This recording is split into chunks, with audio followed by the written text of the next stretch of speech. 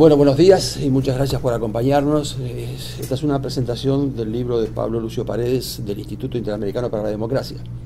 Como ustedes saben, el Instituto tiene como objetivo promover los valores de la democracia, las instituciones y la libertad en América Latina.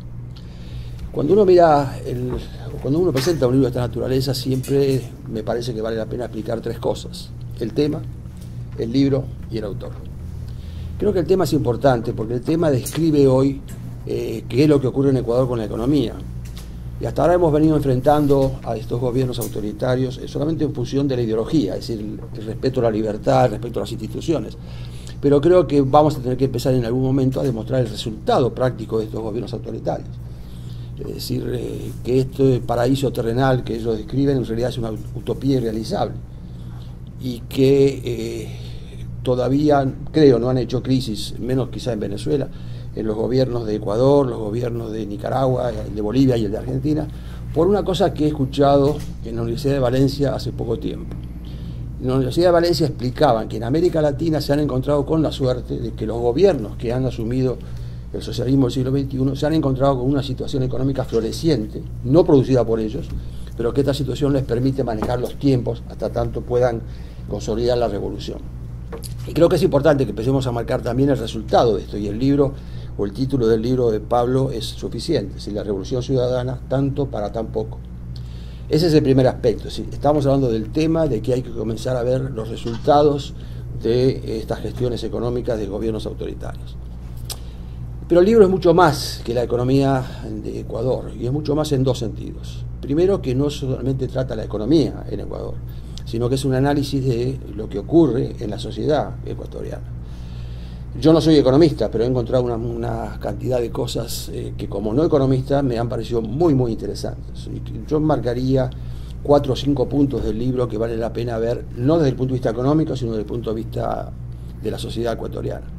La primera es que Pablo sostiene, cosa que comparto totalmente, la importancia de los valores y la cultura dentro de una sociedad. En eso creo que es un acierto enorme que compartimos y que hay que luchar como eso. Y él señala que esa cultura puede transmitirse y puede enseñarse. Yo recordaba cuando lo leía que McClellan, que es un viejo economista que escribió en la década del 70, un libro que se llamaba La sociedad ambiciosa, que decía que uno podía vaticinar el éxito de una sociedad si escuchara y prestara atención a los cantos, a las canciones de cuna y a los cuentos infantiles, que ahí aparecen valores que ya se van transmitiendo. Siempre me impresionó eso y creo que es un buen punto.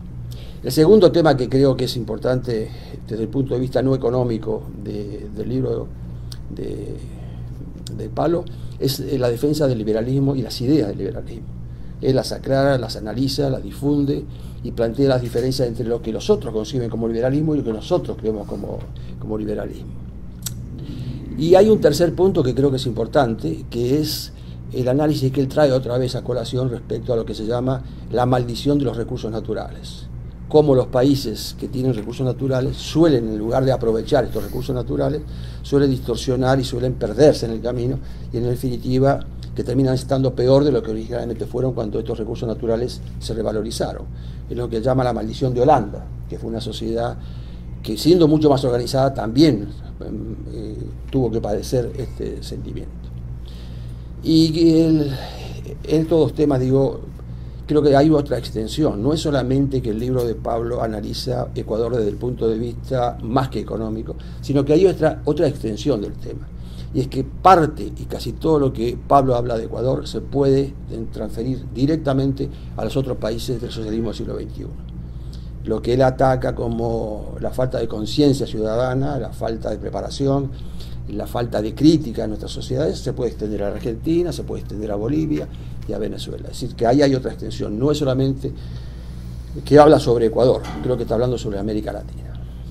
Y respecto al autor, a mí me dice mucho más de una persona, más que los cargos, que Pablo los tiene mucho, más que los títulos, que Pablo los tiene mucho, algún par de conductas. Y yo creo que para entender bien a Pablo hay que ver dos hechos.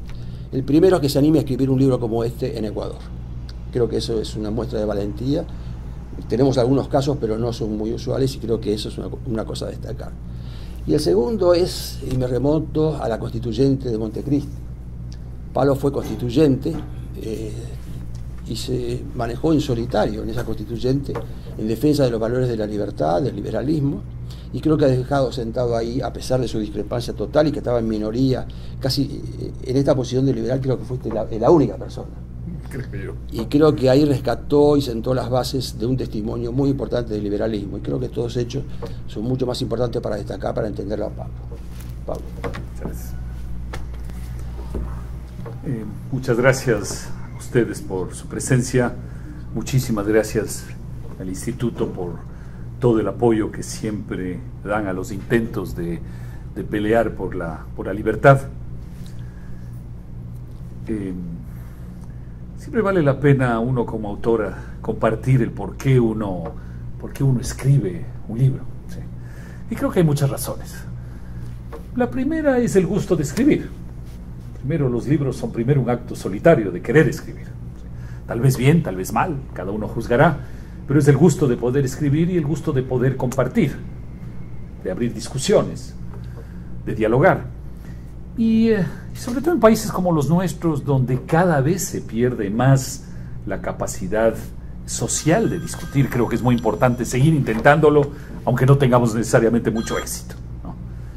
En el Ecuador el diálogo va desapareciendo, diálogo de fondo. Los mismos miembros del gobierno han sido prohibidos desde el año pasado en ir a los medios de comunicación, y uno nunca se encuentra ya con miembros del gobierno o gente de la Revolución Ciudadana en ningún seminario, en ningún evento, en ninguna parte. Es decir, realmente la capacidad de discutir en la sociedad se ha perdido, y creo que uno tiene que mantener eso vivo, entre otras cosas, a través de los libros. Luego, la segunda razón es que los libros son un acto de vanidad. Todo libro es un acto de vanidad. Uno cree que tiene algo que decir a los demás, y es ese acto de vanidad que son los libros. También es un acto un poco de masoquismo, ¿sí? De uno querer dejar plasmado en blanco y negro para que le den palo, para que le critiquen, para polemizar, que sí es agradable. En fin, hay un poco de masoquismo cuando uno escribe, ¿sí? Hay un poco también la famosa frase de Borges, de que uno debe publicar los libros para dejar de corregirlos, ¿sí? Y es una gran verdad. Uno seguiría corrigiendo los libros si no los publica, ¿sí? Pero creo que en el contexto actual en el Ecuador hay más que eso, ¿sí? Y yo creo que hay al menos dos cosas que son muy importantes. La primera tiene que ver con el momento. El próximo domingo, de mañana en 8, hay elecciones en el Ecuador, y creo que es muy importante participar de alguna manera en ese debate, compartir ideas, y tratar de hacer verle a la gente la realidad de las cosas en un país donde vivimos un enorme espejismo mental. Y la otra es justamente basado en este espejismo mental. Creo que es muy importante dejar las cosas en blanco y negro para la historia y para la memoria. Mañana se dirán muchas cosas.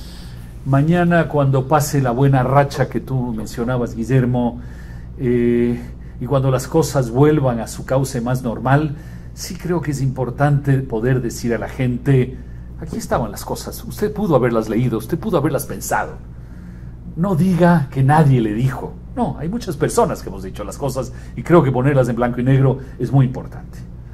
Porque los populismos siempre terminan igual. Generalmente el ciclo de las economías es que los populistas se sirven, más bien dicho, los ortodoxos les sirven la mesa a los populistas, ¿sí? Generalmente les dejan la mesa servida con reservas internacionales, con economías que no funcionan demasiado mal, con deudas que van decreciendo, y esta es una mesa servida maravillosa para los populistas, que si además de eso se les agrega la suerte, como en el caso del Ecuador, de un precio del petróleo que está por los $100 en lugar de $20 del pasado, entonces esa mesa se ve doblemente servida. Pero los populistas inevitablemente van vaciando esa mesa que reciben servida, y algún momento los países tienen que pagar la factura de eso. Y en ese momento, por eso digo, los libros son importantes para podernos decir: sí se dijo, sí se dijeron las cosas cuando sucedían y cuando había todavía el espejismo. Esas son las razones de escribir un libro como este. Y por eso el título también del libro: tanto para tan poco. Y el subtítulo del libro: que no está en la portada, sino en la primera página interior, que dice: tanto dinero, tanto poder y tanta propaganda. Porque esa creo que es la esencia de la Revolución Ciudadana. Han tenido tanto dinero, han tenido tanto poder y han generado tanta propaganda para llenar la mente de los ecuatorianos, para generar tan pocos resultados. ¿Por qué tanto dinero? Porque lo acabo de mencionar. Cuando el precio del petróleo sube 3, 4, 5 veces, obviamente la economía y el gobierno han tenido en estos años 60.000 millones de dólares más que en periodos similares los gobiernos anteriores. 10.000 millones de dólares al año. 10.000 millones es alrededor de un 10 a 15% del Producto Interno Bruto. Es decir, es un dinero enorme que ha caído sobre la economía ecuatoriana. Y los resultados económicos son muy pobres. El crecimiento es menor que antes. La reducción de la pobreza es exactamente igual, a pesar de tener tantos recursos, que en gobiernos anteriores. La inversión privada ha disminuido, es decir, no tiene una gama de indicadores económicos, puramente económicos, que nos muestran que realmente es tanto dinero para tan poco. Pero luego hay el tema del tanto poder. Y hay tantos ejemplos en estos años, y voy a compartir simplemente unos dos entre tantos ejemplos que hay.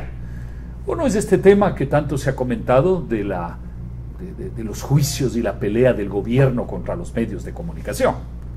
Ahí tenemos el juicio contra Emilio Palacio, que por haber dicho una frase que en otros países sería tomada por los gobernantes como una frase absolutamente sin importancia, le generó un juicio de 80 millones de dólares y el riesgo de prisión por 3 años. Hay el caso de los muchachos periodistas que publicaron este libro del El Gran Hermano, donde se develan una serie de elementos del poder y la manera como se ha manejado el poder, y que tuvieron también su juicio, sus 10 millones de dólares de juicio, su riesgo de ir presos, que obviamente, como muchas veces sucede con estos poderes, al final el poder decidió ser magnánime y perdonarles, ¿no? Es como ¿cuál Luis era que daba justicia debajo de Luis IX, Luis XI, que debajo del árbol se sentaba a dar justicia? Bueno, ahora estos gobiernos lo que hacen es eso: deciden cuando atacan, deciden cuando retroceden y deciden cuando perdonan a la gente. Y también la prensa se ha comentado menos, pero es un tema muy importante. Es un ataque reciente del gobierno al diario La Hora, que lo único que hizo es recoger las estadísticas sobre la propaganda oficial hechas por una institución externa y respetable como Participación Ciudadana, y el gobierno le atacó a La Hora por haber reproducido y haber citado esa fuente por un criterio bien peligroso, y el criterio es que esa fuente es una fuente enemiga del gobierno. Entonces es extremadamente peligroso cuando tú llegas a ese punto, que ya ni siquiera es lo que tú dices, sino lo que dicen terceros y tú citas, pero porque es una fuente que al gobierno le parece que es una fuente enemiga del gobierno. Hay todo este tema de la prensa y hay todo el tema alrededor de la justicia. Ustedes recordarán, en estos días se acaba de casi clausurar este envío de drogas que se hizo en el Ecuador a través de la valija diplomática, lo que se llamó la narcovalija. Pues resulta que en Italia, en 10 meses, encontraron 2 ecuatorianos culpables, les enjuiciaron y les sentenciaron. Y en esos mismos 10 meses, en el Ecuador no han encontrado a nadie vinculado a este proceso de la narcovalija. Ya el fiscal de la Nación decidió que no hay culpables en el Ecuador y que se ha clausurado el tema. Este señor Lor, según la Fiscalía del Ecuador, este señor Lor, que aparentemente es el único responsable de todo, él iba al Ecuador, iba a Italia, llevaba la droga, traía, se contactaba, pues yo les recomiendo a muchos de ustedes que son empresarios, yo les recomiendo pues que cuando este señor Lor salga de la prisión, le contraten, ¿sí? Porque aparentemente es un hombre extraordinariamente eficiente. Él solo hizo los contactos en el Ecuador, hizo los contactos en Italia, llevó, trajo, recibió. Creo que es admirable la eficiencia de este personaje. En el Ecuador se ha dado baja. La Fiscalía decidió que nada ha pasado en la narcovalija. Pero también hay este tema de la justicia, donde las cifras también que presento son claras y contundentes. Cuando hace año y medio se iba a nombrar a los jueces de la Corte de la Corte Suprema. Bueno, ahora tiene otro nombre, pero no importa, es la Corte Suprema. Y estaban clasificados, digamos, para la fase final, iban a ser nombrados 24 jueces, 12 principales y 12 suplentes, y dentro de los 24 que habían avanzado como los primeros dentro de las pruebas, la prueba escrita y diversas cosas, había 5 que al gobierno no le gustaban, y en cambio iban quedando 5 que al gobierno sí le gustaban. Y lo único que quedaba para poder mover los 5 hacia abajo y los otros 5 hacia arriba en la lista, lo único que quedaba era una prueba oral. Era una conversación, como en esta sala, una entrevista entre los 3 miembros, que eran de los miembros del gobierno que iban a escoger a los miembros de la Corte Suprema, y venía el candidato y se sentaba a conversar con ellos 1 hora sobre temas generales de la justicia. Y lo que el gobierno necesitaba es que los 5 que estaban abajo sacaran al menos 8,5 sobre 10, y que los que estaban arriba sacaran menos de 3 sobre 10. Y lo que sucedió es exactamente eso. Los 5 que había que sacarlos, el que necesitaba sacar, digo la cifra en general, está más preciso en el libro, el que necesitaba sacar 1,80 sobre 10 para ser eliminado, sacó 1,79. El que necesitaba sacar 2,90, sacó 2,89. Y entre los de arriba, el que necesitaba sacar 9,60, sacó 9,61. ¿Sí? Lo que demuestra claramente la manera en que se manipuló, pero además debo reconocer que demuestra también una extraordinaria capacidad del tribunal de los 3 del gobierno, porque yo con mis alumnos, tengo alumnos desde hace 25 años, nunca tendría la capacidad de distinguir si alguien merece 1,78 o 1,77 sobre 10. No, 1,2. No, es con dos decimales es la precisión. Entonces realmente el trabajo admirable de esta comisión permitió llegar a las decimales para poder cambiar la clasificación de la gente. Bueno, esa es la manipulación que se da clarísima en el caso de la justicia. Esos son los elementos que trato de compartir en este tanto para tan poco. Y para mí es muy sintomático, y como tú bien dices, Guillermo, el libro no solo es de economía, el libro trata de hacer pensar otros elementos importantes de la sociedad ecuatoriana. Y yo hago muchas citas en el libro. A algunos no les parecerá correcto, pero yo sí creo que primero uno tiene que compartir el pensamiento no solo de uno, sino de otros, pero además en países que se han vuelto de miedo, de persecución. Sí creo que es importante recoger lo que otros piensan para poder compartirlos con la sociedad. Y no solo hablar desde la voz de uno, sino hablar desde la voz de muchos. Al inicio del libro yo retomo más bien dicho, pedazos de un artículo que publicó un alemán radicado en el Ecuador desde hace mucho tiempo, que es Christopher Baumann, artista de calidad, además, que además muy probablemente, estoy seguro por su orientación, su profesión, estoy seguro que Christopher en los inicios de la Revolución Ciudadana debe haber apoyado a Correa, debe haber votado por Correa en las primeras elecciones, no me sorprendería. Y Christopher Baumann, y lo cuento porque creo que es muy sintomático de lo que sucede en el país, le recibe a un amigo alemán, cuenta él, que le recibe a un amigo alemán que vino a visitarles. Y les lleva por las carreteras a visitar los volcanes del Ecuador. Y obviamente recorren unas carreteras que hoy están muy bonitas.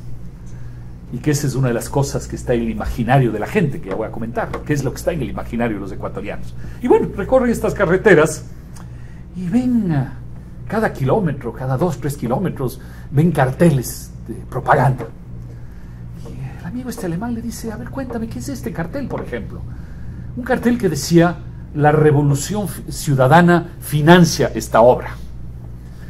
Y entonces él explica, la Revolución Ciudadana es el partido político, o digamos, el logo mental del partido político del gobierno, que es la Revolución Ciudadana. Entonces este amigo alemán le dice, caramba, esto sí es admirable, esto no he visto en ninguna parte del mundo, qué cosa tan admirable. El partido político financia carreteras en el Ecuador. Y entonces él, con un poco de vergüenza, Baumann le dice, no, quien financia esto somos los ciudadanos a través de los impuestos, y quien hace la obra es el gobierno. Y entonces este amigo le dice, entonces, ¿por qué un cartel que dice la Revolución Ciudadana financia esta obra? Si son los ciudadanos que financian y el gobierno que hace a nombre de los ciudadanos. Entonces ya para el alemán esto es una cosa irreal. Y él le va contando a sí mismo los demás carteles que hablan de la educación y de mil cosas, todos en este espíritu de manipulación, que el alemán dice, no entiendo cómo se le puede manipular a la gente de esta manera. Y terminan, ya dicen, mira, ya estamos cansados, ya hemos conversado mucho de estos temas de los carteles, vamos a tomarnos una cerveza y olvidémonos de esto y hablemos de otras cosas. ¿Sí? Y ese rato dice, sí, se bajan del auto, y ese momento Christopher le dice al amigo alemán, no, hoy es domingo, no podemos tomar cerveza porque en el Ecuador es prohibido tomar cerveza los días domingo públicamente. Entonces ya para el amigo alemán eso fue el acabose de la sociedad ecuatoriana. Pero es eso. Pero esta historia nos refleja las dos cosas que vivimos en el Ecuador, ¿sí? La manipulación del Estado, el Estado que se mete en todo y se vanagloria de las cosas que hace con el dinero de la gente, y esa aura del poder encima de la gente.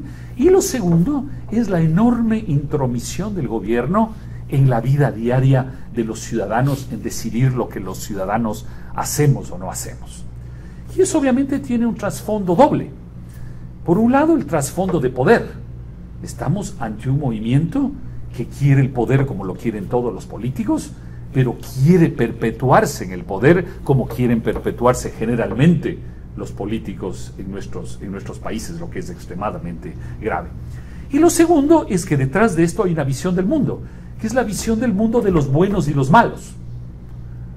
Generalmente los malos están allá. Son los ciudadanos que actúan mal, son los empresarios que engañan, son los intelectuales que piensan de manera incorrecta, y aquí estamos los buenos, los que estamos en el poder y alrededor del poder, y nuestra misión en la vida es corregir a esos que actúan de mala manera, enseñarles el buen camino. Esos son los dos elementos del poder y esta división entre buenos y malos. Yo creo que es lo que acaba y acabará haciéndole enorme daño al Ecuador. Por eso digo que esta historia de Christopher Baumann creo que refleja un poco ese problema que tenemos, el poder y la intromisión en la vida diaria, desde cosas tan sencillas como poder o no comprarse una cerveza el día domingo. Decía que la cabeza de la gente está llena de cosas que trato de analizar en el libro, y que la mayor parte son poquísimos resultados.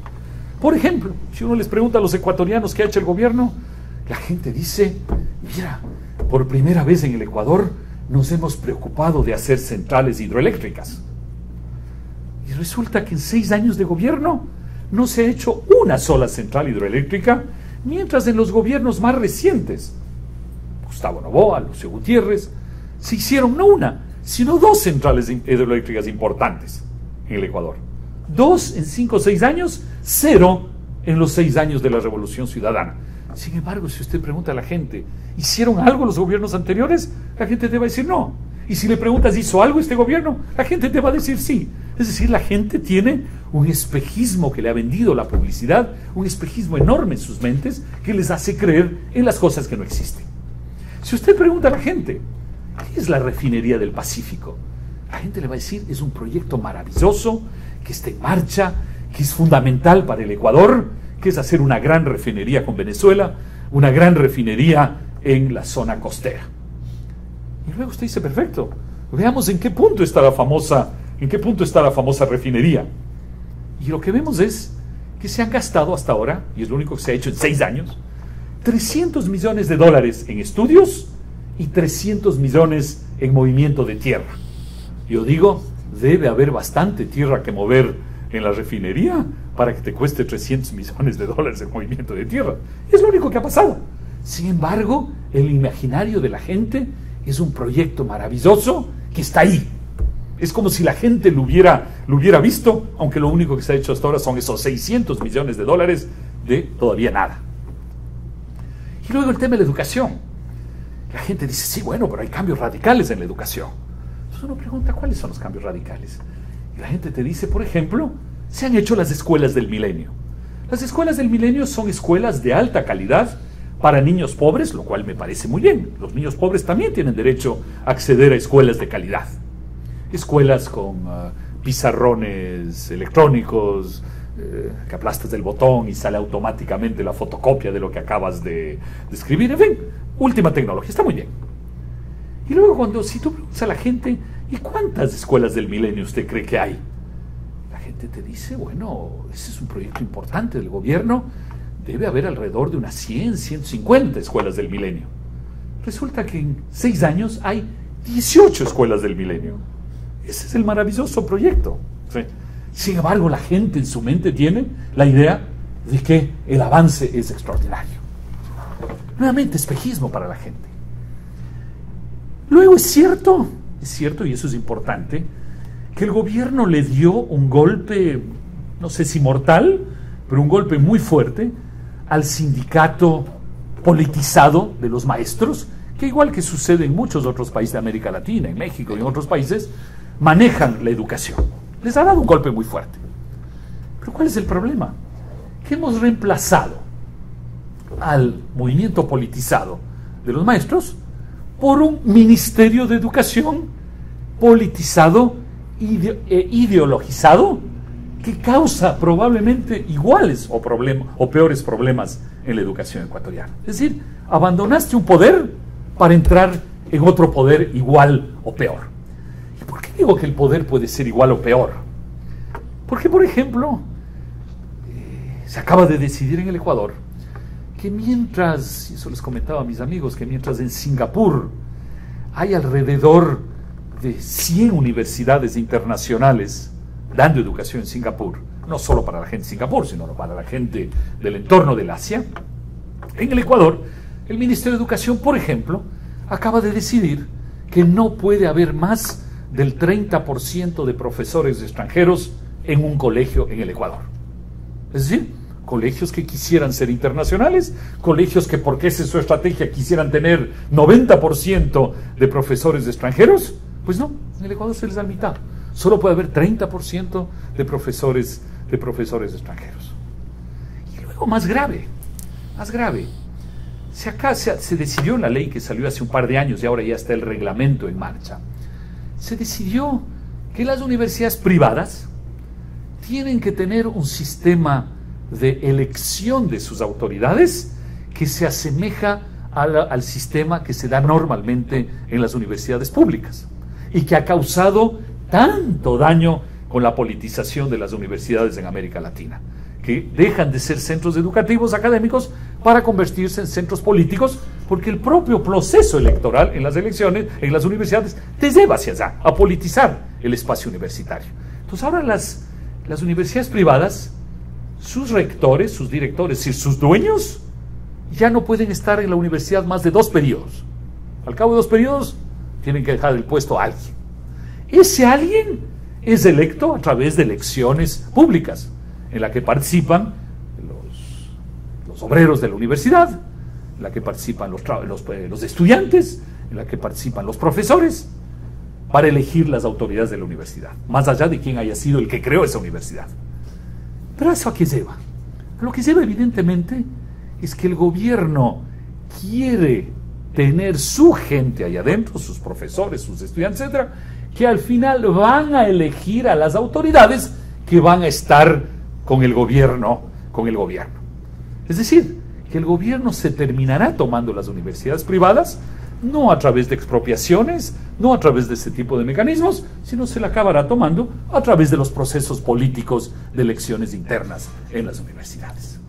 Entonces, hemos cambiado de un poder malo del sindicato de los profesores, sin lugar a dudas, a un poder mucho más peligroso, que es el poder centralizado del Ministerio de Educación. Entonces, ¿hemos avanzado en educación? No, estamos retrocediendo.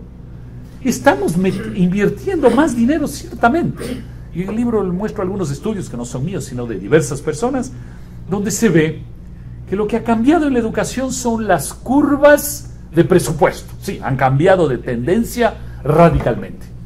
Pero luego, cuando uno va a ver las curvas de otros factores que tienen que ver con la calidad y el impacto de la educación, vemos que las curvas son exactamente con las mismas tendencias que tenían antes. Es decir, estamos gastando mucho más para obtener resultados similares a los que se obtenían en gobiernos anteriores con mucho menos recursos. Eso es lo que está sucediendo realmente en la mente en el Ecuador. Yo creo que eso he dado algunos ejemplos de lo que trato de compartir en el libro. ¿Qué ha pasado en estos 6 años, en el Ecuador? Hay un deterioro. Yo digo en alguna parte en el inicio del libro que lo que ha sucedido en el Ecuador, desgraciadamente, es que sí, se han hecho un par de obras más, pero se han profundizado los defectos profundos de la sociedad ecuatoriana. Que hablábamos el otro día, de que yo creo que en parte los defectos profundos de nuestras sociedades vienen en gran parte de nuestra herencia española y en gran parte también de nuestra herencia francesa. Creo que entre franceses y españoles nos han mandado una serie de elementos culturales y genéticos negativos. Pues bueno, es lo que se ha dañado, yo creo, y es lo grave en la sociedad ecuatoriana. No es lo que vemos eventualmente de un par de obras más o un par de obras menos. Es acentuar los defectos más profundos de nuestra sociedad y nuestras sociedades, como tú decías, porque eso se aplica por igual a otros países. Que es, por ejemplo, nuestra dependencia mental en los mesías salvadores. Esta esperanza de que llegue alguien y con una varita mágica y sin mucho esfuerzo y sin mucha responsabilidad, que ese alguien nos resuelva los problemas. Eso en el Ecuador existe hoy mucho más que antes. Hoy hay mucho más ecuatorianos que son dependientes de la acción del gobierno. Unos, las personas más pobres, porque reciben un bono mensual. Otros, empresarios, porque su principal fuente de contratos y de negocios es el gobierno. Otros, en muchos casos, familias de recursos interesantes, que por ejemplo aprovechan las becas gratuitas del gobierno para mandar a sus hijos a estudiar en el mundo. Pero eso genera una enorme dependencia de todos en la sociedad, de las dádivas que da el gobierno, y te crea una mentalidad de que por fin hay alguien que me está dando las cosas fácilmente y gratuitamente. Ese es un daño profundo en nuestra sociedad, este espíritu mesiánico. Hay un daño profundo, y lo decía antes, en las instituciones. Es cierto, y en eso el gobierno tenía razón, de que las instituciones en nuestros países estaban manipuladas. La justicia estaba en manos de los partidos políticos, el comercio exterior manipulado por los exportadores, la política económica manipulada por los banqueros, etcétera, etcétera. Pero hemos pasado de una situación en la cual habían muchos que manipulaban muchas cosas, es decir, cada uno manipulaba un poco, a una situación donde tenemos ahora uno que maneja y manipula todas esas instituciones. Lo anterior era malo, lo actual es aún peor. Ese es el problema del deterioro de las instituciones. Y por último, hay una profunda división en el país, y eso es gravísimo. La misión de los líderes es unir, y lo que hoy tenemos es una profunda desunión en el Ecuador. El otro día un amigo me decía, mira, yo salgo a pescar, ahí cerca de Guayaquil, salgo a pescar desde hace 30 o 40 años, no sé exactamente dónde, en algunos de los ríos, en algunos de los afluentes, porque en alguna parte. Y me decía, yo siempre me he acercado a un lugar donde hay desagües, porque donde hay desagües, pues los peces se concentran un poco más. Y lo he hecho durante 30 o 40 años. Y me dice, el otro día fui a hacerlo, y estaban los trabajadores ahí de ese lugar, que siempre han estado, y cuando me acerqué me dijeron que no me podía acercar. Y yo les dije, ¿por qué? Son 30 años que vengo aquí, no hago daño a nadie, los peces simplemente se concentran un poquito más en esta zona donde ustedes están trabajando. Y los trabajadores le habían gritado y le habían dicho, sí, son 30 años que ustedes los ricos vienen a aprovecharse y pescar aquí, pues eso se ha terminado. Ustedes ya no van a poder aprovechar de eso. Y los pocos peces en un estanque, en un río, donde sea, que no tiene la más mínima influencia sobre nadie. Ese es el país que se ha creado de enormes divisiones tremendamente peligrosas para el país. Eso es lo que yo trato de compartir. Trato de ser objetivo, y por eso hice un libro de formato quizás no muy práctico. Ahora que estamos acostumbrados a llevar las cosas en el bolsillo, el iPad en el bolsillo, el libro no es de un formato muy práctico, pero como he introducido muchos gráficos, eso me parece que en un formato diferente iban a ser imposibles de ver. Y bueno, también hay un poquito del gusto personal de uno decir, bueno, quiero hacer el formato de libro que quiero hacer. Y hacer un poco diferente de los otros libros que he hecho en el pasado. Es lo que trato aquí de compartir. Lo que yo veo, pienso, y muchas otras personas piensan, por eso recojo ideas de otros también con mucha frecuencia, lo que piensan sobre estos 6 años de la Revolución Ciudadana, y dejar para la memoria un testimonio de muchas cosas que yo creo la gente con el pasar del tiempo hoy no se da cuenta, pero luego se dará cuenta que están ahí presentes, pero quizás invisibilizadas por los espejismos del poder. Así que muchísimas gracias por su presencia.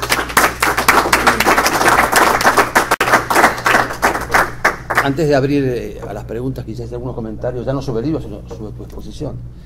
Una de las cosas que me sorprende permanentemente es que si acá tuviéramos un venezolano, un argentino, un nicaragüense, casi sería idéntico el mensaje, casi idéntico.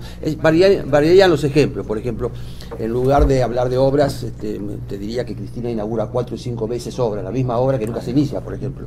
Y que está. Es una buena idea. Pero la otra cosa que sí me surge es ¿qué hay de general en todo esto? Y creo que en general lo que lo define mejor es el concepto de gobierno populista. Y cuando yo hablo de gobierno populista no hablo de mi concepción de gobierno populista, que podría ser apasionada o parcial. Hablo de la concepción de lo que ellos mismos definen como gobierno populista. Por ejemplo, Ernesto Laclau, Chafuntal, que son los que han elaborado la tesis del populismo, ¿no? Y la primera cosa es la siguiente. Hasta ahora habíamos interpretado que la política es el arte de lograr consensos. Es el arte de que la sociedad acepte ciertas cosas básicas, discrepe sobre cosas menores. La posición del populismo es que la sociedad es un problema de conflicto. Hay que crear el conflicto, y este conflicto exige inevitablemente tener un opositor. Entonces se crea el enemigo. El enemigo siempre es uno, es decir, es o la oligarquía o la prensa, pero siempre es uno de eso. Y cuando vos hablabas, que me pareció muy buena imagen esto de que alguien controlaba parcialmente las cosas. Me acordaba de la tesis de Madison de la democracia. Decía que la mejor democracia era aquella en que las facciones existían y se equilibraban entre sí. Que era eso, que cada uno tuviera una parte del proceso y ninguno pudiera controlar todo. Pero creo que has acertado con el tema y te quería decir solamente respecto a la objetividad. Manuel Gálvez decía en la Argentina que ser objetivo no es no tomar partido, sino no tener partido tomado previamente. Y yo creo que cuando uno lee tu libro puede tomar partido y no ser objetivo. Preguntas. Bueno, y déjame hacer, mientras vienen las preguntas, ojalá, esto que tú dices del equilibrio justamente, es muy claro en el Tribunal Electoral. Antes del Tribunal Electoral era una instancia donde estaban presentes todos los partidos políticos. Y obviamente todos los partidos políticos tenían interés en manipular el proceso electoral, no tengo ninguna duda de eso. No iban como angelitos al Tribunal Electoral. Pero como todos estaban presentes ahí mismo, todos acababan de alguna manera anulándose unos a otros. ¿Sí? Hoy el Tribunal Electoral está en manos de solo uno, que es el gobierno, y las dudas, no dudas, sino realidades sobre la manipulación electoral son enormes, ¿no? A mí me encanta lo que ahora sucede, mirando un poco irónicamente, porque cuando yo fui candidato a la Asamblea de Montecristi, que la verdad, como tú dices, fue un esfuerzo en solitario, ¿sí? Y nosotros salíamos a hacer campaña con los medios modestos que teníamos, ¿sí? Y me encontramos, pues, por ejemplo, con Alberto Acosta, hoy candidato a la presidencia, en esa época aliado del gobierno, o María Paula Romo, Norman Ray, conocidos amigos que hacían campaña. Yo les decía a ellos en esa época, y varias veces reclamé, miren ustedes todo el abuso que ustedes hacen, y la manipulación que tienen, y las ventajas que tienen sobre nosotros, ¿no? Yo les decía a ustedes, por ejemplo, en algún lugar, les decía, ustedes acaban de llegar escoltados por la policía, y apoyados por la policía. Yo llegué en mi carro con mis 3 o 4 personas que me acompañaban, y ellos me decían, no, es normal, así mismo funcionan las cosas, aquí no hay ninguna manipulación. Pero hoy digo, irónicamente, me gusta oírles, porque le oigo a ellos, a María Paula Roma, a Norman Ray, a Alberto Acosta, que ahora ya no están con el gobierno. Betty Amores. Betty Amores, que ahora todos los días ellos se quejan de cómo sienten el peso del gobierno en la campaña electoral y todos los abusos del gobierno, ¿sí? Entonces, cuando uno cambia de lado, se da cuenta de cómo son las cosas, ¿no? Yo creo que se aprende mucho escuchándolos y oyéndolos. Y creo que hay que debatir. Y una de las cosas que he aprendido en los últimos tiempos es lo siguiente.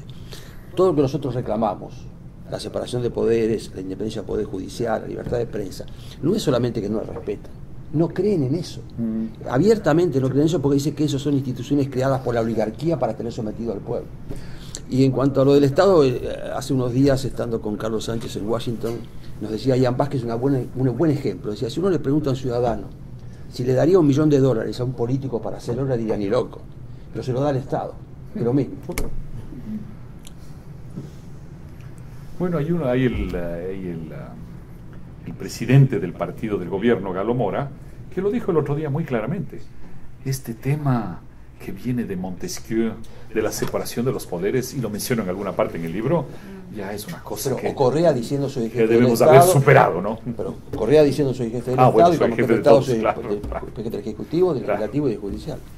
Sí, José. Con todos estos elementos que son comunes, ¿no? La manipulación de la información, es como una ficción. Nosotros esperamos que el votante se comporte de modo racional y lo que termina apoyando es una ficción que parece ser tan entretenida como cualquiera y mejor que la realidad que viven. Más la manipulación electoral, la posibilidad de manejar inclusive, no solamente la manipulación durante la campaña, sino los resultados.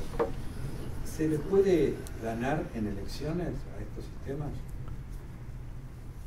Yo por lo menos en el caso ecuatoriano creo que mientras el precio del petróleo sea alto y mientras haya recursos diversos que puedes tomar, la China, el seguro social, etcétera, etcétera, mientras haya todo eso, tú vas a hacer cosas que en el corto plazo a la gente les llaman la atención. Y mientras hagas esas cosas básicas que a la gente les llaman la atención, o que la gente se beneficia, o que crea que es así, o que cree que es así, como señalaba en varios casos, o que la gente se beneficia de una u otra manera, yo creo que es muy difícil ganar, ¿no? Yo creo que sí necesitas un cambio en el entorno, algo tiene que sacudir las cosas en el entorno de la vida diaria, ¿sí? Para que la gente cambie, si no la gente tiene la comodidad de la vida diaria, ¿no? Pero, como te digo, los populismos, ese momento siempre acaba, tarde o temprano, pero siempre acaba llegando. Lo malo es que tienes que empezar de nuevo. Y tienes que empezar otra vez el mismo ciclo, porque sin lugar a dudas, y siempre sucede lo mismo, y siempre la gente acaba reaccionando de la misma manera que es, pero no me dijeron. Yo no sabía. ¿Por qué sucedió esto? ¿Sí? La gente se deja engañar por el espejismo. Eso ha sucedido en todos los países de la historia, es repetida, ¿no? Pablo Lucio, el problema de la polarización y la división social, el odio de clases que se está fomentando en Ecuador, que igual ha pasado en Venezuela, que ha llegado a un extremo tremendo en Venezuela. Pero hablando de Ecuador, ¿tú crees que si hubiera un cambio de gobierno y de otra forma de gobierno, este daño sea todavía reversible, o crees que esto va a quedar algo ahí, van a quedar huellas profundas? Yo creo que es una pregunta muy, muy importante, no solo en el ámbito de la división entre la gente, sino en muchos otros ámbitos, ¿no? Que es, ¿qué cosas vas a poder revertir y qué cosas no? Cuando tú tienes un gobierno que hoy, y nuevamente presentando las cifras de manera objetiva, porque uno siempre puede exagerar en las cifras, yo he tratado de presentar lo que son. El gobierno ha crecido de un tamaño de alrededor de un 27% del Producto Interno Bruto a 41, 42, incluyendo lo que tradicionalmente se incluye. Si se incluye otras cosas aún mayor, digamos, incluyendo lo que normalmente se incluye, ha aumentado alrededor de 12, 15 puntos. Bueno, 12, 15 puntos, tienes que pensar cuántas cosas da el gobierno a la gente con esos 12 o 15% adicionales. Cuántas cosas muchas veces inútiles, o algunas veces útiles, o muchas cosas simplemente que le sirven al gobierno para, en definitiva, digámoslo de esa manera, comprar a la gente. Entonces esa gente, ese país que se ha acostumbrado a recibir todas esas dádivas, y mañana le dices, no, ya no es así. Tomemos ejemplos concretos. En el Ecuador se empezó el proceso hace 10, 15 años de hacer carreteras con peajes. No peajes para recuperar todo el costo de las carreteras, con peajes moderados para recuperar el mantenimiento de las carreteras. Y yo creo francamente que el ecuatoriano se fue acostumbrando a eso, a decir sí, hay que pagar para que esto se mantenga. Y además veo que eso permite mantener las carreteras. Hoy se ha pasado al proceso donde todo es gratuito. El concepto de la gratuidad, porque los derechos por esencia tienen que ser gratuitos, es parte de la filosofía. En realidad los derechos no tienen por qué ser gratuitos, pero parte de la filosofía es que un derecho tiene que ser gratuito. Entonces hoy tú vas a un parque nacional y es gratuito. Antes pagabas 50 centavos, $1. Hoy las carreteras son gratuitas, antes tú pagabas $1, alguna cosa por la carretera. Es decir, la gente, por ejemplo, que le has acostumbrado a eso, mañana viene alguien y dice, vea, vamos a volver al esquema de responsabilidad, donde usted va a pagar las cosas que usa. ¡Ah, caramba! Por eso te digo, no solo es el tema de los conflictos, que es muy grave, sino un tema de una cierta visión del mundo que tú vas introduciendo en la cabeza de la gente, y por eso digo, tú vas dañando la mente de la gente y luego volver atrás no es fácil. Pero vos estás hablando de algo que como un servicio público, pero también ocurre en Argentina especialmente, que los servicios que uno consume todos los días y que está acostumbrado a pagar están tan subsidiados, que el día que tengan que eliminar el subsidio va a ser un escándalo. Por supuesto. Va a ser un escándalo. Sin duda. Carlos. Pablo Lucio, sin duda esto que escribes es la parte ecuatoriana de un fenómeno transnacional. Y es un buen ejemplo, una buena metodología para mirar lo que pasa en los otros países. Sin embargo, yo creo que este proceso se está revirtiendo y que hay elementos de crisis que van a terminar por cambiar las cosas y volver a lo que tú llamas la normalidad. En Venezuela, el tema de la crisis económica, que se ha de hacer patente esta semana con la devaluación que acaban de realizar, el tema muy grave de la crisis de la existencia o inexistencia de Hugo Chávez, que va a tener un alcance continental, son factores de crisis. En la Argentina hay un tema económico, en Bolivia hay un tema vinculado al narcotráfico y a problemas internos que ha creado el propio gobierno. La economía no es todavía un problema. ¿Cuáles son los elementos de crisis en el Ecuador y para cuándo? Sí, es una interesante pregunta, pues, Carlos. Mira, yo creo que en el Ecuador el momento de crisis es o bruscamente cuando se revierta el tema petrolero, si es que se revierte, o más lentamente el propio tema petrolero, si es que el petróleo se queda donde está. Porque no nos olvidemos que es una sociedad, en estos 6 años, en que nos hemos acostumbrado a vivir con un incremento del precio del petróleo de 10, 15, $20 cada año. Es decir, el simple hecho que no aumente... El que no aumente ya es un problema, pero es un problema más lento, por supuesto. ¿No? Es una cosa más lenta que te va minando, ¿no? Yo creo que ese es el elemento fundamental en el Ecuador. El otro tema... Pero a veces uno mira esos temas creyendo que son temas que para la sociedad son importantes, pero el rato acaban siendo secundarios, que es todo el tema de la corrupción que tú también mencionabas, ¿no?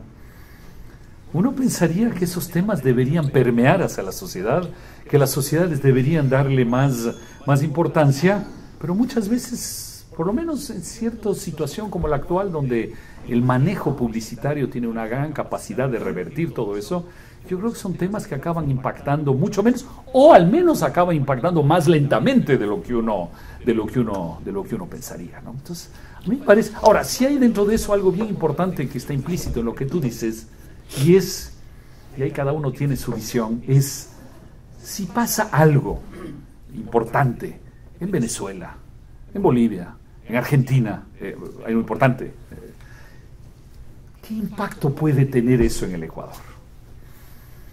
Y ahí hay opiniones divididas.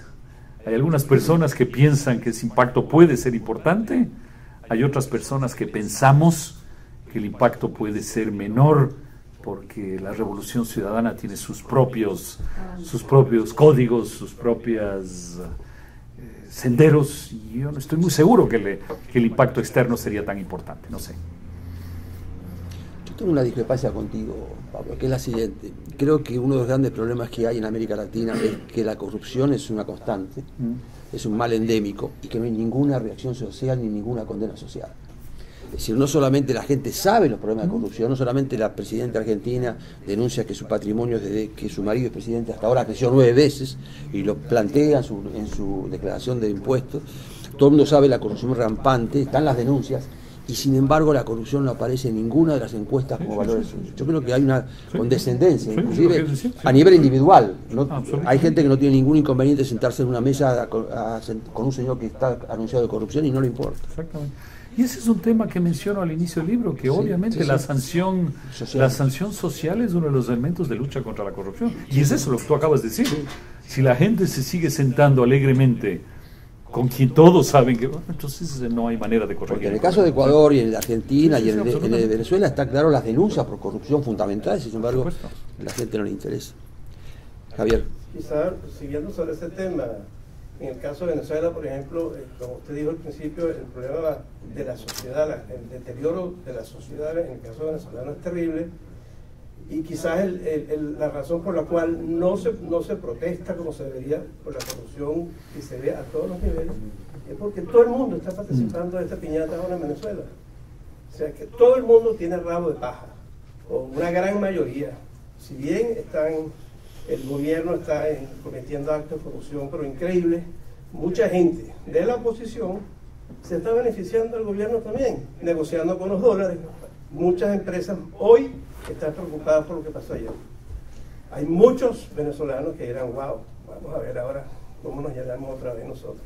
Entonces yo creo que la sanción de la sociedad hacia la corrupción rampante que hay en nuestros países es un problema serísimo, y yo no creo que va a cambiar en el corto plazo, tristemente, y sobre todo países petroleros que tienen esos ingresos tan descomunales, ¿no? Sin duda, sin duda. Sí. Yo tengo una pregunta sobre un rumor. ¿Creen que es cierto que Correa piensa subir el impuesto de salida de divisas del 5 al 15%? Aparte de eso, de la nueva ley que pusieron para los importadores que pagan y dejan el dinero afuera, que ahora tienen que pagar ese impuesto. ¿En qué manera les va a afectar económicamente a las diferentes empresas y lo mismo a los empresarios? Te contesto enseguida, pero volviendo a su comentario. Como yo decía, yo creo que una de las grandes habilidades de estos gobiernos es de crear mecanismos donde muchos acaban beneficiándose de uno, y no necesariamente de manera corrupta, pero acaban beneficiándose de los favores del Estado, de una u otra manera. Y entonces yo creo que acabas teniendo una sociedad absolutamente dependiente, y que dado que estás recibiendo esos favores, incluso sin ser ligados a la corrupción, pues prefiere no alzar la voz ni hacer nada porque está participando de ese festín. Y obviamente en nuestros países petroleros es aún peor. Por eso yo le dedico un capítulo del libro, y tú lo decías, al tema de la maldición o bendición de los recursos naturales, que ciertamente en nuestros países acaba siendo un tema muy grave, ¿no? Y siempre hay que acordarse de lo que tú recordabas, que este tema nació, la expresión nació en Holanda, la enfermedad holandesa. Nadie les llamó la enfermedad venezolana, porque era obvio que a los venezolanos les pasa eso, digamos, o a los ecuatorianos. Pero la gente sí se sorprendió de que una sociedad organizada y ordenada como la holandesa haya caído en la enfermedad holandesa, en esa enfermedad de los recursos naturales, a pesar de ser Holanda, ¿no? Y por eso es que los noruegos, obviamente en otra situación, no podemos compararlo, pero también hablo del caso noruego ahí. Por eso los noruegos hace 15 años, cuando se volvieron petroleros, dijeron: nosotros no queremos caer en la enfermedad holandesa que les pasó a nuestros vecinos. Y Noruega sorprendentemente decidió crear un fondo de todos los recursos petroleros que tienen. Por eso Noruega hoy tiene un fondo de ahorros petroleros del orden de los 600.000 millones de dólares en un país de 6 millones de habitantes. O Chile. O Chile, pero digamos Chile guarda una parte, pero el caso emblemático, digamos, es Noruega. Pero obviamente son noruegos, por eso son noruegos, ¿no? Pero solo un segundito comento el tema. Entonces, porque son noruegos, son diferentes, pero ellos guardan el 99% del dinero del petróleo, tienen un fondo de 600.000 millones, que obviamente lo van a utilizar algún día, que es para fondear las jubilaciones cuando haya demasiados jubilados y muy pocos trabajadores. O para los ciclos, claro. Entonces, bueno, justamente los países han entendido que hay un problema muy grave, y nosotros somos tan poco ordenados e institucionalizados que evidentemente caemos en esa tentación con mucha facilidad. Pero contesto a la otra pregunta tuya sobre el tema de la... Si alguien me dice, en un par de años, ¿vamos a tener más impuestos? Yo te digo, no hay la más mínima duda. No hay la más mínima duda. Pero aún Tú me el dices- de salida del país. Tú me dices, ¿el impuesto a la salida de divisas va a subir? Te digo, habrá subido en un par de años. Puedo equivocarme, lógicamente, pero creo que la probabilidad es bastante pequeña de equivocarme. No creo que haya subido al 15%, francamente, pero habrá subido. Si tú me dices, en el Ecuador habrá un impuesto al patrimonio en los próximos años, te digo, la probabilidad es altísima de que haya un impuesto al patrimonio. Se habrán creado, porque los gobiernos son muy creativos, otro tipo de impuestos que tal vez no nos imaginemos, sin duda. Hay un nuevo concepto que surgió, y discúlpeme que tome un poquito de tiempo, estamos aprovechando para conversar por su amable presencia. Hay un concepto que surgió, y en Venezuela, en Bolivia también lo aplicaron con la banca, que es el concepto de las utilidades extraordinarias. Es decir, el gobierno define cuánto es lo normal ganar en un negocio. Se aplica a la banca, porque siempre obviamente puedes empezar todas las cosas con los banqueros, que es más fácil a los banqueros aplicarles esas cosas. Pero luego los vas extendiendo a otros. La ¿Por qué? retención a la soja en Argentina. ¿Por qué ganas tú 30%? No, lo normal es 15%. Entonces, por encima de 15 yo te voy a gravar altamente. Entonces, ese concepto, por ejemplo, de las utilidades extraordinarias, yo creo que es un concepto que se va a ir extendiendo a otras actividades, porque yo soy el que decido qué es lo normal ganar en tal o cual negocio. Inosca. Bueno, yo oyendo lo que dijo Javier, indudablemente hay una franquicia del populismo, del socialismo del siglo XXI que aplica para todo. Estando aquí en el instituto, he podido, por supuesto, entender que todos estamos padeciendo lo mismo, todos estos países que estamos pasando por el socialismo del siglo XXI. Lo que yo creo que hay un elemento importante que tenemos que tener en cuenta, y caemos en eso de pensar que todo el que está con Chávez, o que los que están con Chávez están favoreciendo a Chávez, no es tan cierto. Hay un acondicionamiento psicológico que yo pienso que en este momento, este momento que se ha tomado los Castro, el secuestro de Chávez, o sea, han hecho un trabajo en la sociedad. Ahora los jóvenes andan con una cosa roja, una camisa roja, con la cara de Chávez, y dice, Chávez soy yo, todos somos Chávez. Y eso está tan metido en el alma de cada uno que yo en este momento, nosotros fuimos expropiados por Chávez absolutamente todos, son mi familia, lo que no nos expropió a nosotros, pero la compañía. Sin embargo, tengo familias que hoy son chavistas, me están explicando por qué son chavistas. Y es una cuestión como, es una casi religiosa, la forma como, o sea, yo creo que el acondicionamiento psicológico dentro de esa franquicia, que es llegar al poder por elecciones, después cambiar la constitución, ahí está esto aquí abajo, erosionando eso, y no es cierto que todo el que se está pasando con mi hermana, yo tengo una hermana que está en Francia, que no recibe Chávez un centavo, y es chavista. Yo, bueno, ¿cómo? No sé cómo, pero y muchísima gente. O sea, yo creo que no nos podemos ir por eso de pensar, sino qué está pasando que esta gente logra fanatizar. Es algo muy bien. Bueno, déjame decirte algo familiar. Justamente yo regreso a Quito el día lunes y voy a tener una seria discusión con mi querida hermana. Ayer justamente circuló un mail entre sus amistades explicando pues que ella va a votar por Correa y que todos deberíamos hacer eso, ¿no? O sea, ahí tengo una pequeña discusión con mi hermana pendiente. Pero el otro tema que tú planteas es interesante, porque mi hija, mi segunda, que le gusta mucho la política y es anticorreísta, pero le gusta hacer que haya equilibrio en las cosas y todo esto, ella sí nos pregunta eso con mucha frecuencia. Dice, a ver, nos dice a mí, a mi esposa, nos dice, ustedes miran el mundo, dicen los chavistas, Chávez así, Correa así, ¿y por qué hay tanta gente que le sigue entonces? ¿Por qué tu hermana, la tía, por qué le sigue? ¿Por qué hay tanta gente que le sigue? No es un asunto, ella misma nos dice, a ver, hay que analizar un poquito más el tema, no estoy de acuerdo contigo, ella misma nos dice, hay que analizar más esto, ¿no? Mario. Tú decías, Pablo, que se prevé que tiene que haber un incremento de impuestos. Yo les voy a contar un caso que lo viví hace 15 o 20 días que estuve en Quito.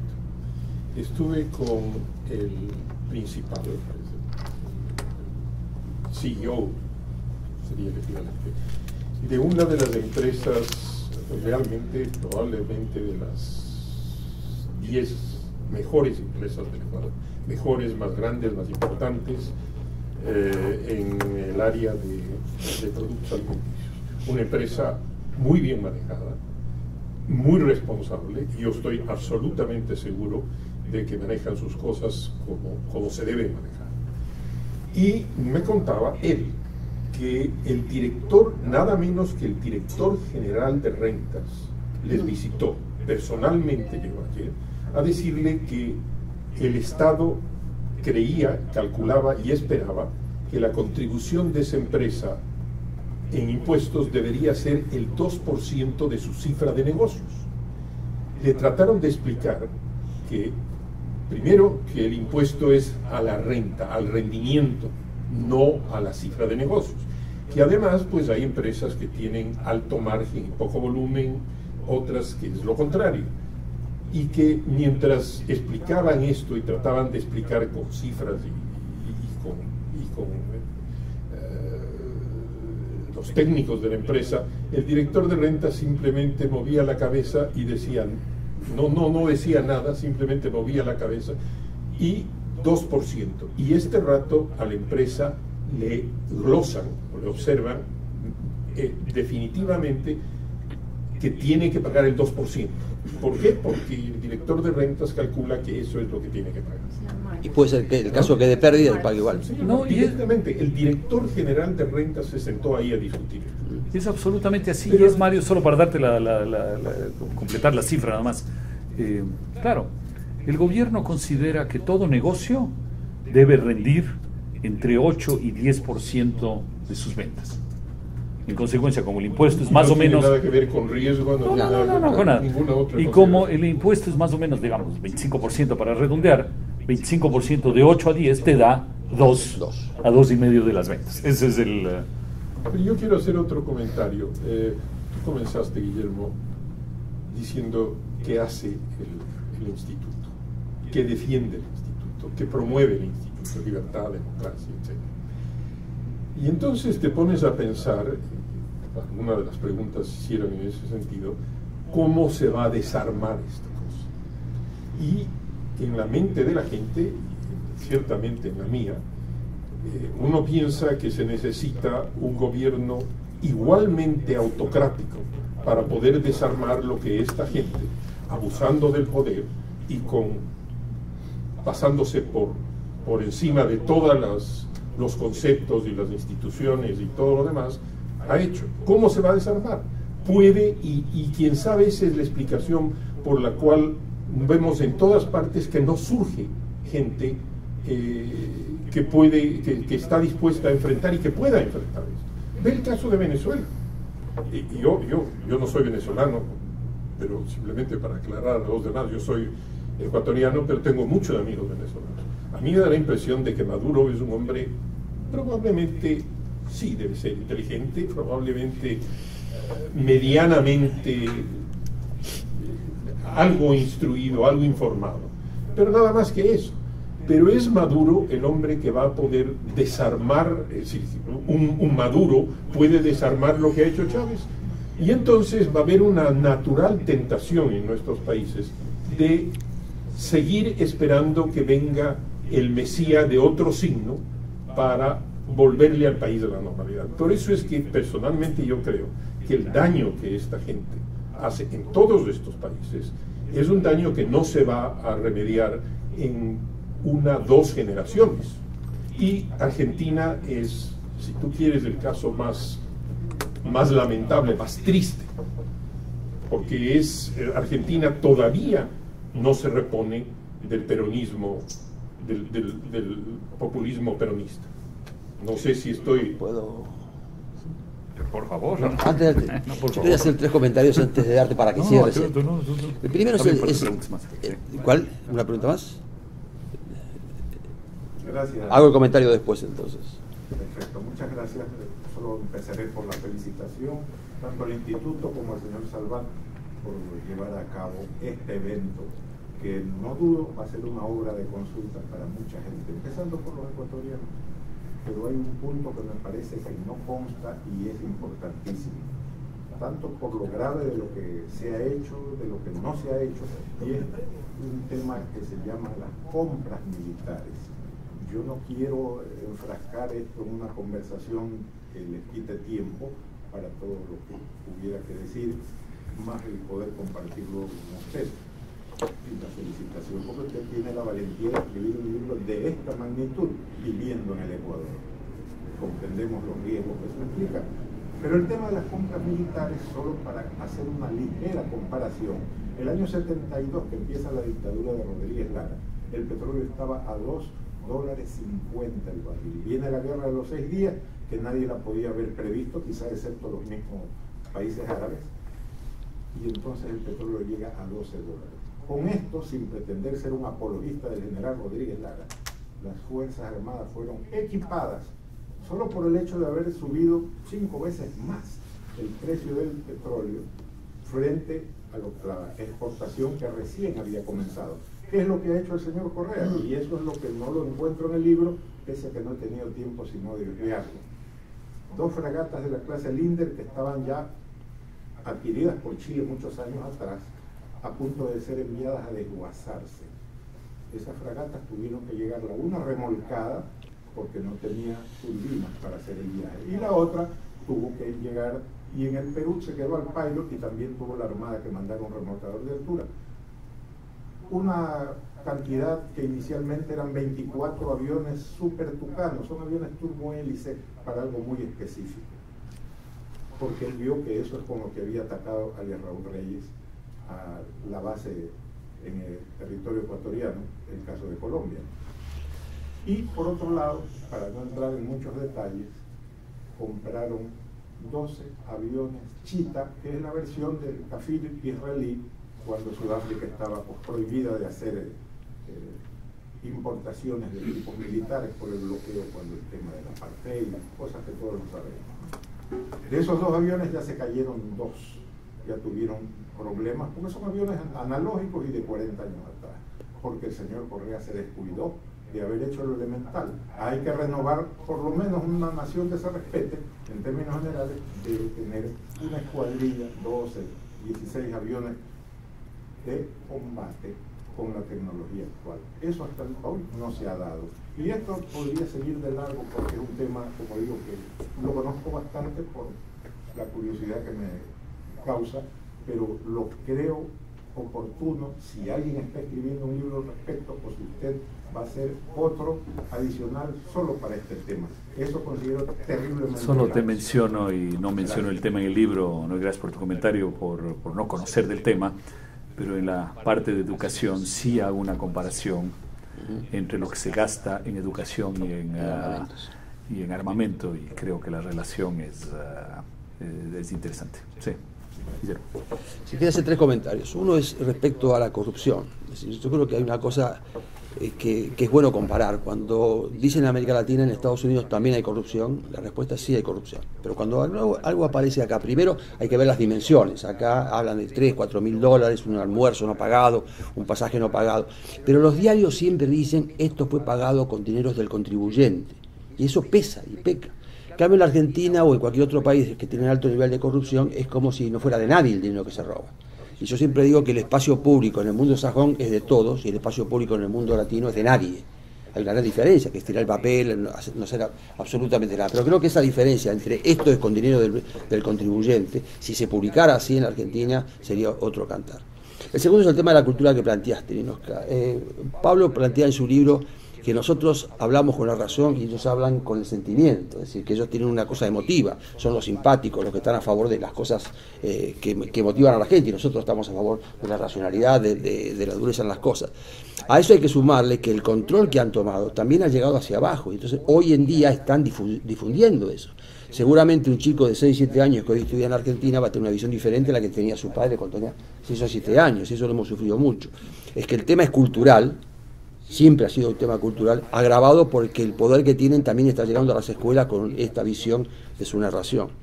Y el tema, la última pregunta es la que decía Mario, ¿cómo se va a desarmar?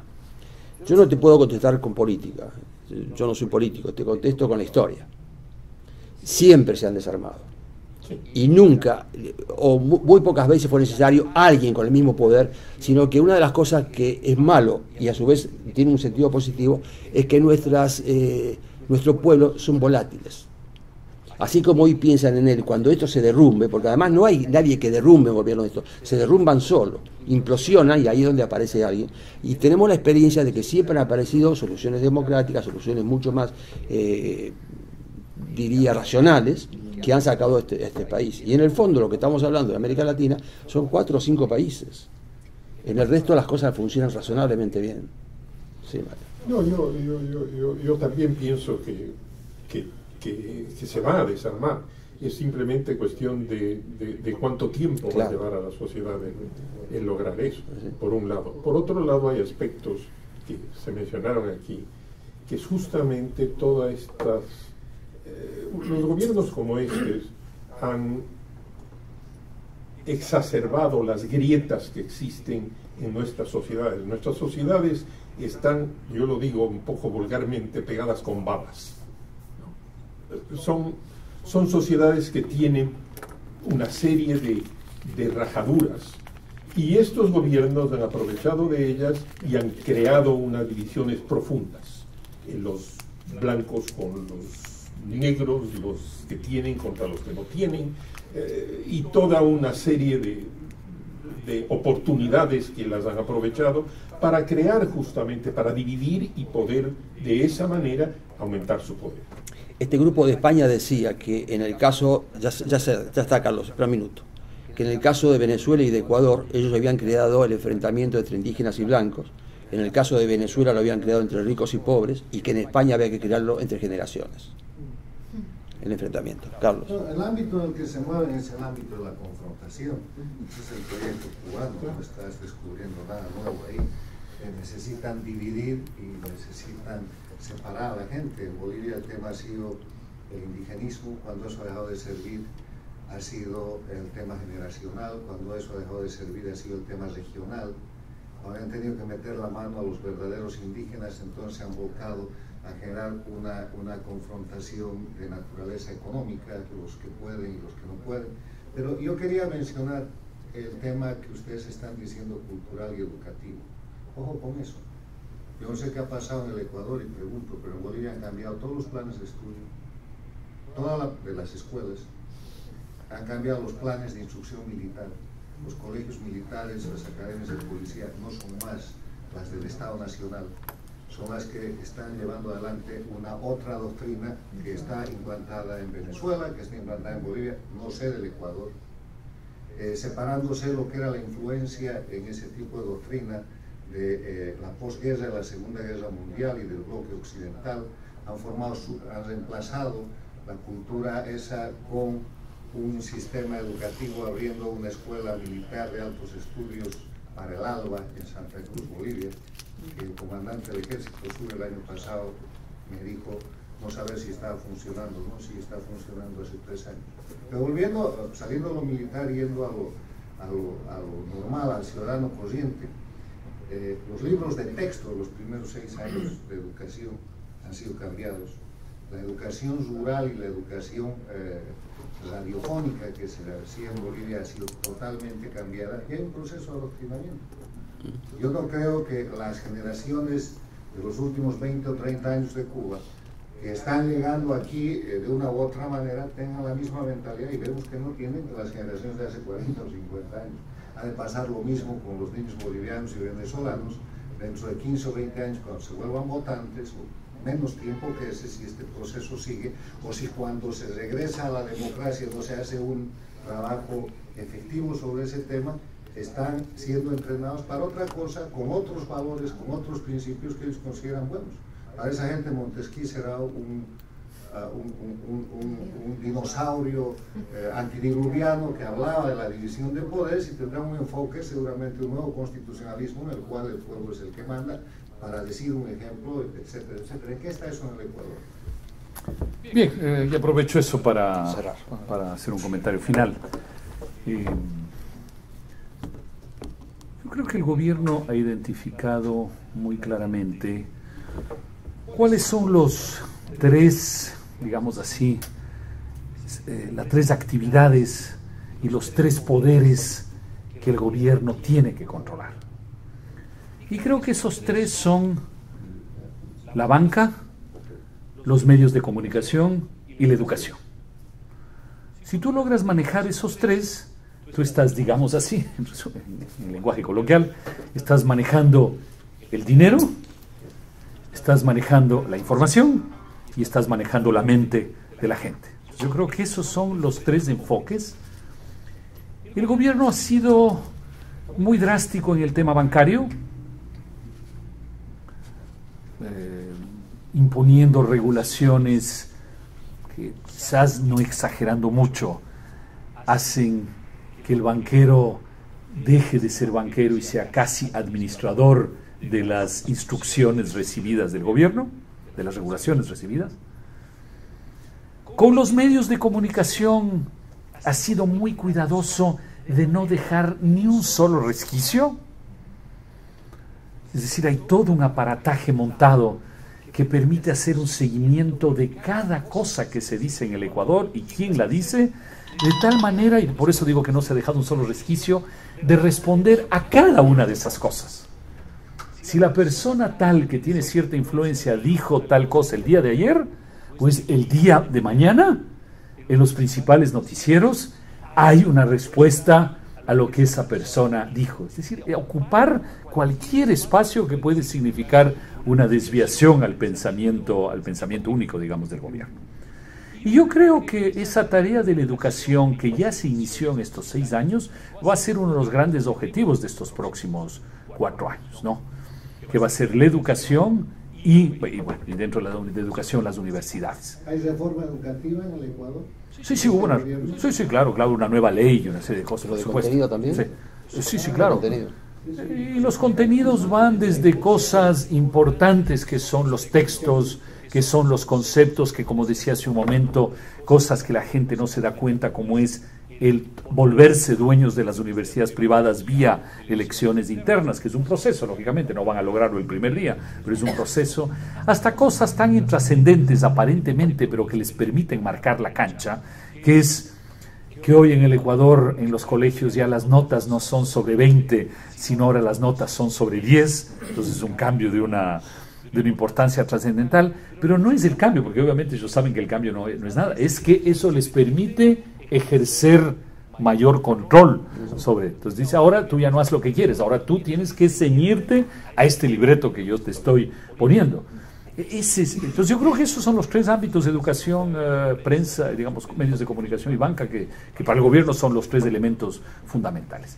Ahora, cerrando un poco esto, yo creo que en el fondo el mensaje tanto del instituto como de los que tratamos de pelear por ciertas ideas, de ciertos principios y ciertas acciones también, es que los países, y usted lo decía antes, los países petroleros, todo esto es extremadamente complicado.